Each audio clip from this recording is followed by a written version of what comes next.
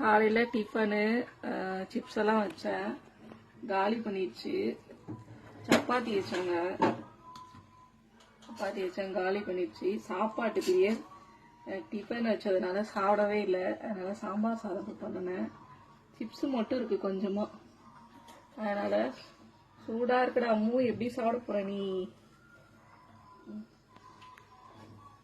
கொஞ்ச நேரம் கழிச்சு சாப்பிட்றியா? சூடா ஆனதுக்கு அப்புறம் சாப்பாட்டு பிரி இருந்து சாப்பிட்றாங்க பாருங்க. காலையில இருந்து தவம் இருந்து டிஃபனு சாப்பிடாம சண்டை போட்டு இப்போ சாப்பாடு சாப்பிட்டு இருக்கு.